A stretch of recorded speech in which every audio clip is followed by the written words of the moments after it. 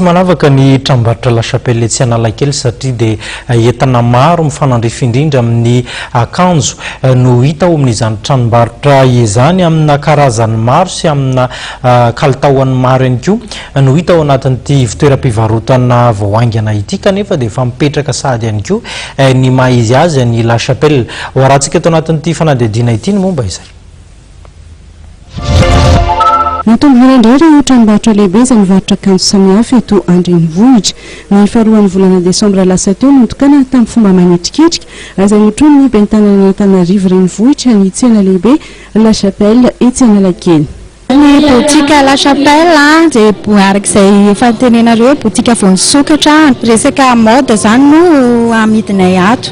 Akanjo kiraro saka dia misy ho an'ny lehilahy, manana rayon ho an'ny lehilahy zay, manana rayon ho an'ny vehivavy, manana rayon ho an'ny ankizy ihany koa zay.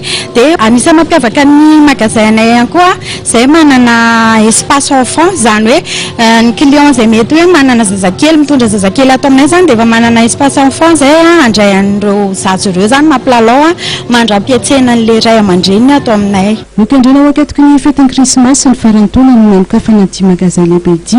Misy ny tolotra manokana izay nomany ireo tompon'andraikitra ao anatin'izany. Zay manana coupon, io coupon io dia raha ohatra hoe misy client zany mividy entana ato aminay manomboka amin'ny 10,000 ariary dia averina aminy 2,000 ariary, zany hoe fihenam-bidina 2,000 ariary zany le izy. Dia ny faharoan'izay raha ohatra ka mividy entana ato aminay izy 2,000 ariary dia averina amindray 3,000 ariary. Dia izy io ny manan-kery mandritra ny 5,000 andro zany.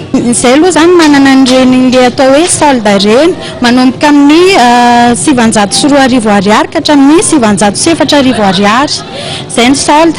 Dia ny akanjo ato aminay manomboka amin'ny 5,000 ariary, zany hoe ny prix normal zany 5,000 ariary ka hatramin'ny 2,000 ariary raha hoe totaliana daholo zany amin'ny ankapobeny vidin'ny entana. Misy izany fihenam-bidy amin'izao fety izao izay atolotry La Chapelle etsy Analakely sy ao ampitany Tripolitsa.